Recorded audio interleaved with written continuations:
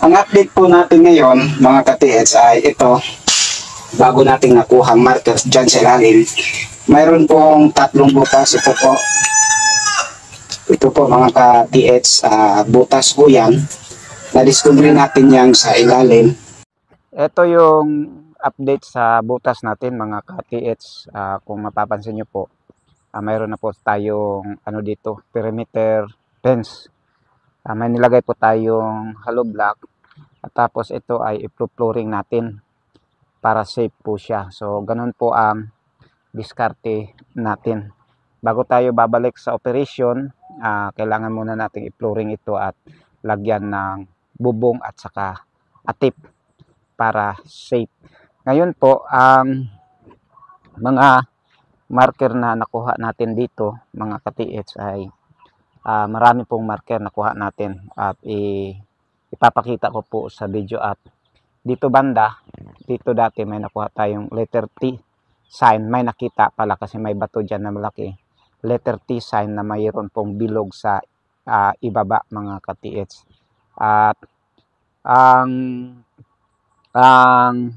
rason bakit kami dito naghukay, dahil po sa mga marker na nakikita natin dito sa paligid niya. Una, puntahan muna natin yung dito sa itaas para makita nyo. Yan po, yung marker na yan. Yan. Saka yan. Mayroon pong dito, tatlong face marker, yung parang mukha. Ang isa ay para siyang bungo, mga ka-TH, para siyang bungo. Yan. Para siyang bungo. Yan. Ngayon, yan po, para siyang bungo. Ngayon kung i-connect natin ito sa treasure, ang kanyang kahulugan, kasi nakahiga po siya. Nakatingin siya dito sa north, pero dito sa north walang bundok. Tapos dito nakalagay ang bungo na yan. Ang kahulugan po niyan ay ang treasure ay nasa paligid lang, at saka danger ang kanyang kahulugan, mga ka-TH. Kaya delikado po, baka may poison. Ito yung pangalawang marker, mga ka-TH. Face po siya, face marker or mukha, pero hindi po siya mukha ng tao. Ito po ay parang mukha ng hayop. Yan po, yan, mata, saka yan, parang bibig. Tapos ang bato na to ay pyramid, at ito naman ay nakaharap doon sa east. Yung isa kanina doon sa taas, po siya, parang bungo, at nakaharap po siya sa north. Ito ay nakaharap sa east. Tapos doon sa east, wala pong bundok, mga ka-TH. Wala po siyang bundok. Okay, ito po yung pangatlong face marker. Ito po, bibig, at saka yun, mata, at saka doon sa itaas ay mata rin. Kung mapapansin nyo po, ang isang mata ay malalim. Yan po, malalim. Tapos ang isang mata dito ay yung kanyang butas ay diretso. Yan po, diretso po yan. Yan, diretso po. Makikita mo yung sana yun. Dito na lang para makita. Yan. Ito. Diretso po siya. So yan po ay hindi nature. Kasi kapag nature po, hindi yan mabubutas. Gawang tao po yan. Tapos, kung mapapansin nyo po, yung kanyang isang mata, yung doon sa itaas, butas po siya pa east. Ibig sabihin, ang posibleng target ay nasa east, mga ka-TH. Tapos ito yung pangatlong face marker na nakita natin dito. Pero nasurvey na natin ito dati at alam na natin kung saan yung location. Kaso nga lang, mayroon po tayong paminsan-minsan na delay kasi nga po hindi natin alam kung ano ang dahilan, at hindi rin natin alam kung may connection ba sa ating adventure yung mga delay natin. Pero baka susunod na araw magpapatuloy ulit tayo. Ito, yan po, para po siyang manika. Yan po yung bibig. Yan po yung mata at isang mata doon, may butas, pa-pointing sa east. Ang update po natin ngayon, mga ka-TH, ay ito.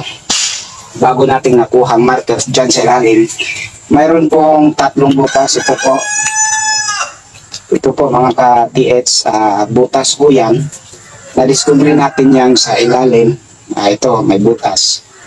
Tapos dito sa ibabaw mga ka-TH ay mayroon pong parang isang butas din pero hindi masyadong malalim. Ito po.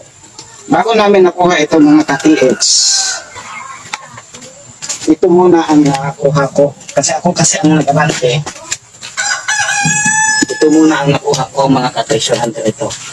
So kung mapapansin nyo ang marker na to, para siyang isang broken heart na nakabaliktad, kasi kung ipapatayo natin ito, heart talaga siya pero broken, parang sira kasi wala siyang kapares dito. Itong dulo niya mga ka-TH, ito po ay nakaturo po dito mismo. Ito po yung tinuturo niya, ito.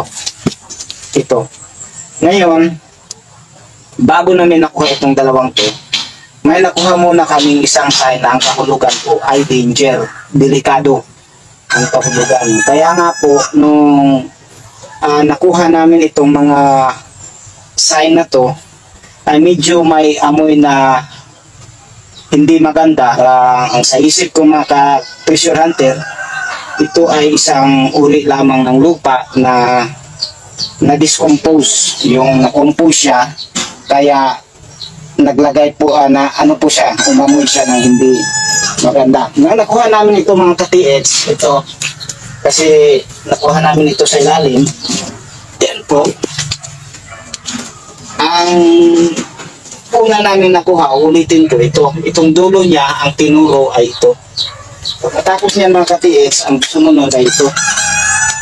Kung mapapansin nyo, yan po, pakita ko sa inyo.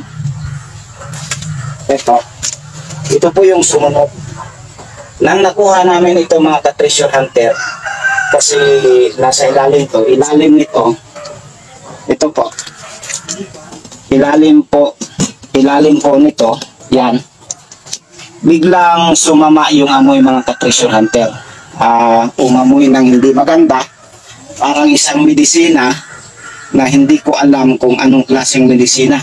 Pero yung kasama natin dito sa itaas, naamoy niya, sabi niya parang isang malatayon na medisina. Hindi ko lang alam kung ano yung malatayon na medisina, pero ang sabi niya parang isang malatayon mga kati. Huminto kami nung nakaraang araw at bumalik kami ngayon, tapos ipagpatuloy natin yung ating treasure hunting adventure.